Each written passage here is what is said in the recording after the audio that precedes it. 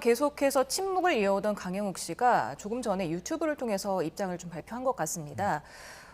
CCTV는 감시 용도가 아니다. 강아지 교육할 때 돌발 상황을 위해 대처하기 위한 것이다.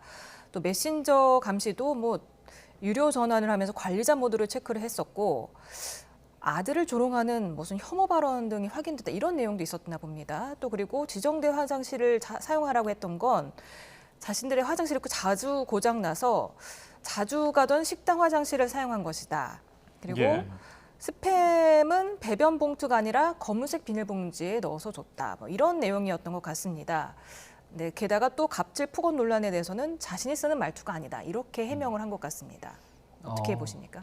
그 말씀 주신 내용들이 지금 그 말씀드렸던 그 구직 사이트에서 이런 행동들이 있었다라고 했던 부분들에 대해서 각각의 이제 반박이 이루어진 것 같은데, 그렇게 현재 그러면 이렇게 반박이 이루어졌다고 한다면 그 원래 글을 썼던 사람이 만약에 그게 또 사실이 아니라고 한다면 반박이라든지 증거를 제시할 수가 있기 때문에 이 부분에 대해서도 결국에는 양쪽의 주장이 첨예하게 다투는 상황이니까 어느 쪽의 주장이 맞는지를 조금 더 지켜봐야 되는 것이 아닌가 생각이 됩니다. 예, 지금 강영욱 씨 측의 반박이 나왔기 때문에 앞으로 또 추이를 지켜봐야 될 것 같은데, 지금 고용노동부가 직권조사 혹은 특별 근로감독을 검토 중이라고 하는데 지금 폐업을 일찍이 좀 준비 중이었던 것으로 알려지고 있지 않습니까? 그렇다면은 조사가 어떤 식으로 진행이 될까요? 예, 만약에라도 근로기준법상의 직장 내 괴롭힘이라든지 어떠한 행위가 있었다라고 한다면 그 부분은 폐업을 했다고 하더라도 그 혐의에 관해서 조사를 할 수가 있을 겁니다. 다만 폐업을 하게 되면 이 관련 자료들이 많이 소실될 수가 있기 때문에 그런 부분 관련해서 조사에 어느 정도의 조금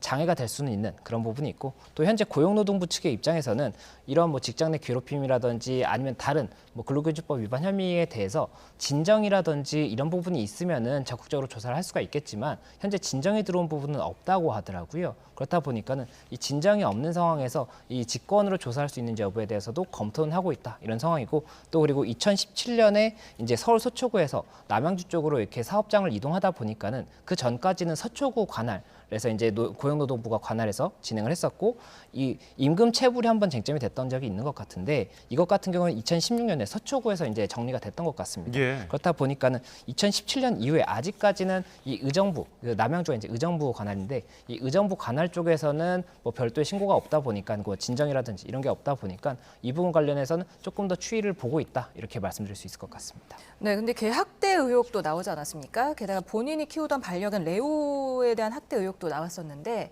이 부분에 대해서는 레오를 방치한 게 아니라 마지막 상태에 걷지도 못할 정도라서 고민 끝에 직원들이 모두 보는 앞에서 안락사를 했다고 이렇게 해명을 했습니다.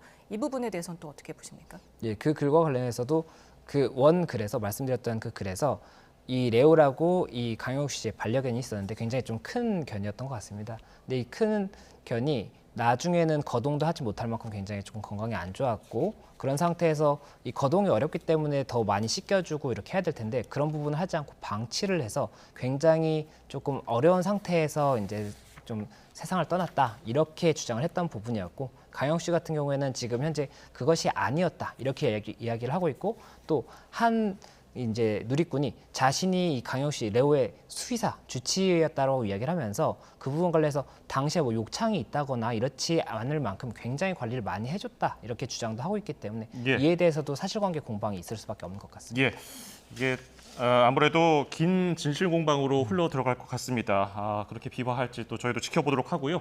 좀 더 자세한 내용이 나오면 저희도 이슈플러스에서 생생하게 전해드리겠습니다. 지금까지 김성수 변호사였습니다. 고맙습니다. 감사합니다. 고맙습니다.